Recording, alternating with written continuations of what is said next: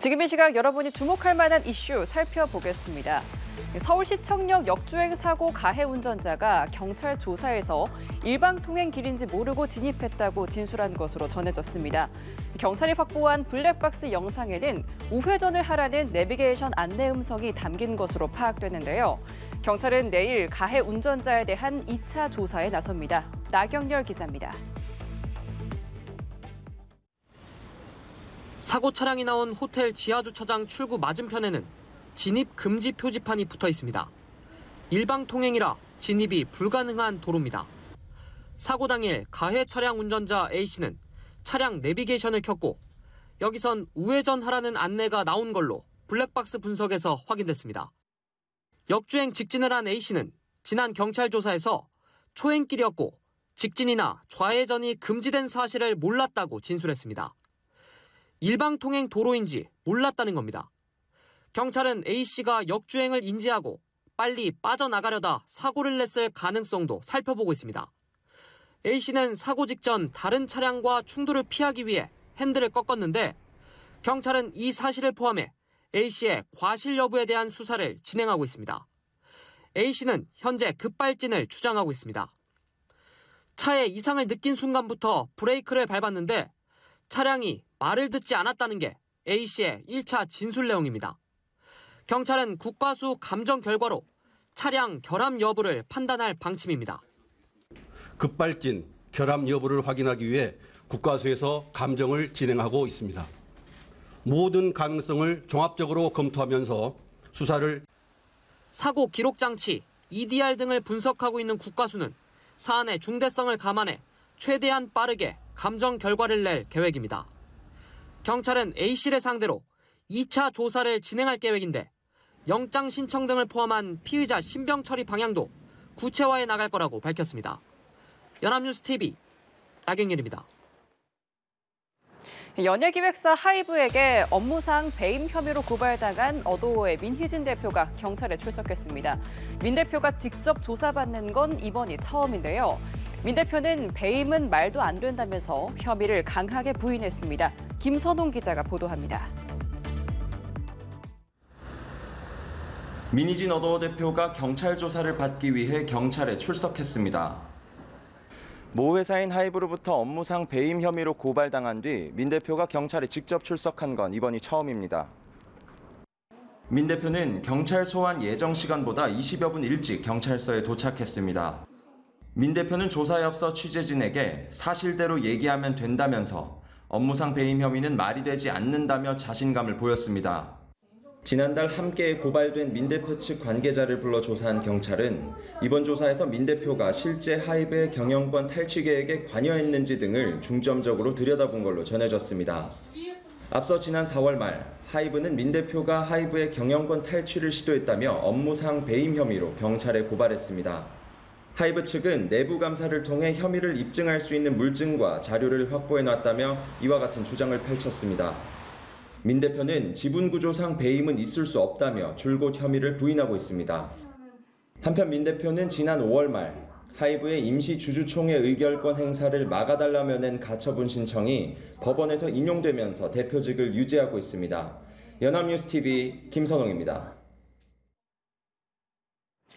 지난해 서울 강남구 대치동 학원가에서 학생들을 속여 마약이 섞인 음료를 마시게 한 사건이 있었죠. 학원가를 발칵 뒤집어놨던 이 사건의 주범에게 1심 법원이 징역 23년의 중형을 선고했습니다. 재판부는 미성년자를 영리적으로 이용했다는 점에서 죄질이 극히 불량하다고 질타했습니다. 진기훈 기자입니다. 지난해 4월 서울 강남구 대치동 학원가 일대에서 일어난 마약 음료 사건의 주범은 20대 남성 이모 씨였습니다. 이 씨는 중국에서 필로폰과 우유를 섞은 마약 음료를 만들고 공범들을 시켜 강남구 대치동 학원가에서 시음 행사를 빙자해 학생들에게 마시게 했습니다. 중국에 머물던 이 씨는 사건 발생 50여일 만에 공안에 검거됐고 지난해 12월 국내로 강제 송환됐습니다.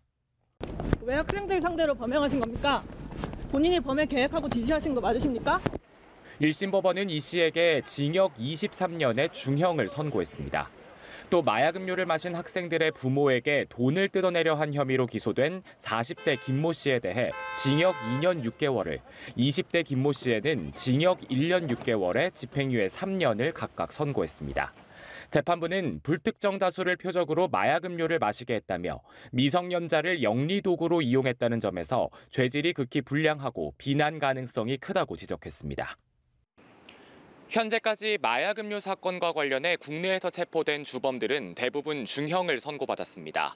앞서 1심에서 징역 15년을 선고받은 마약 음료 제조자 길모 씨는 지난 4월 항소심에서 징역 18년으로 형이 늘었고 다른 공범들도 징역 7년에서 10년을 선고받았습니다. 연합뉴스TV 진기훈입니다. 최근 SNS를 타고 선풍적인 인기를 끌고 있는 간식이 있습니다. 바로 이 두바이 초콜릿인데요.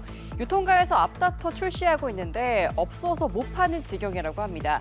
도대체 이 두바이 초콜릿이 뭐길래 이토록 열풍인 건지 오주현 기자가 전해드립니다.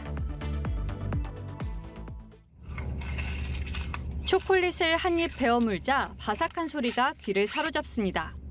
피스타치오 스프레드와 중동식 면인 카다이프를 섞어 만든 일명 두바이 초콜릿입니다. 음식 인플루언서가 게시한 이 틱톡 영상은 조회수가 수천만 회에 달하며 한국 누리꾼들의 마음까지 사로잡았습니다. 유통가에서 두바이 초콜릿 판매 선점 경쟁이 벌어진 가운데 지난 6일 한 편의점이 가장 먼저 두바이 초콜릿을 출시했습니다. 수급이 어려워진 카다이프 면 대신 한국식 건면과 피스타치오 분말을 사용해 생산된 유사 제품입니다. 저도 어렵게 재고가 있는 편의점을 찾아왔는데요. 지난 6일 출시된 지 하루 만에 초도 물량 20만 개가 모두 소진됐을 정도로 인기가 뜨겁습니다. 재고를 조회하려는 소비자들이 몰리면서 편의점 애플리케이션은 일시적으로 먹통이 됐고 중고거래 플랫폼에서도 웃돈을 얹어 거래가 될 정도입니다. 당일날 소식 듣고 이제 재고 조회를 다 해봤는데 좀 이것저것에 다 없다고 뜨더라고요. 좀 구하기 쉽지 않았습니다. 인기 아이템 선점에 성공한 업체에는 화세기도입니다. 작년 말부터 조금 SNS 상에서 이슈가 많이 됐던 상품이라서 요거에 대한 관심도를 시장 내에서도 많이 갖고 있었고 수요가 되게 많은 상황이라서 공장에서도 지금 밤새 공장을 가동해가지고 생산량을 최대한 많이 이제 확보하기 위해서 노력하고 있는 상태입니다. 경쟁 편의점들도 이달 말 출시를 앞두고 사전 예약 판매를 진행하고 있는데 소비자들의 큰 관심 속에 빠르게 마감되고 있습니다. 먹거리 유행에 민감해진 소비자들을 끌어당기기 위한 유통업체의 선점 경쟁은 더욱 치열해지는 양상입니다. 연합뉴스TV 오주현입니다. 축구협회가 대표팀 사령탑으로 홍명보 감독을 선임하면서 그 후폭풍이 거셉니다. 시즌 중인 K리그 감독을 데려온 데 대한 팬들의 비판 목소리가 커지고 있는데요. 여기에 전력강화위원회의 내부 폭로까지 이어지면서 축구협회의 무능한 행정력이 도마 위에 올랐습니다. 김종력 기자입니다. 전력강화위원회는 지난 2월 위르겐 클린스만 감독의 후임자 선정 작업에 착수했습니다. 결국 결렬됐지만 제시 마치 현 캐나다 대표팀 감독, 헤수스 카사스 현 이라크 감독과 협상 테이블을 차리는 등 초반 분위기는 좋았습니다. 하지만 1순위와 2순위 후보자들과의 협상이 무산되자 이후 전강위는 길 잃은 배처럼 표류하기 시작했습니다. 허무하게 5개월이라는 시간이 흘렀고 결국 대표팀 지휘봉은 홍명보 울산 감독에게 주어졌습니다. 축구협회는 8가지 이유를 들며 홍 감독 선임 배경을 설명했지만 울산 서포터즈 처용 전사를 비롯해 축구 팬들은 K리그 감독 돌려막기라며 협회를 비판하고 있습니다. 감독 선임 작업이 난항에 빠지자 정혜성 위원장이 사의를 표명하는 등 전강위의 불투명한 운영 방식과 의사결정 과정에 대한 논란도 이어지고 있습니다. 특히 박주호 전강위 위원은 자신의 유튜브를 통해 일부 위원이 자신의 이익을 위해 전강위를 이용하려 했다고 폭로했습니다. 어떤 위원분들은 사리자 욕을 채우기 위해서 그 빈 감독 있잖아요. 그거 들어가려고. 이임생 기술이사가 홍 감독 선임을 발표하며 감독 선임 과정과 절차에 대해 해명했지만 축구협회의 무능한 행정력에 대한 비판 여론은 더 커지고 있습니다.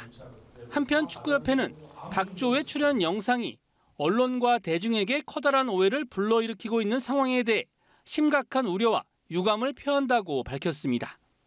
이어 규정상 어긋난 부분이 있는지에 대해 신중히 검토하고 필요한 대응을 진행하겠다는 입장을 내놨습니다. 연합뉴스 TV 김종혁입니다.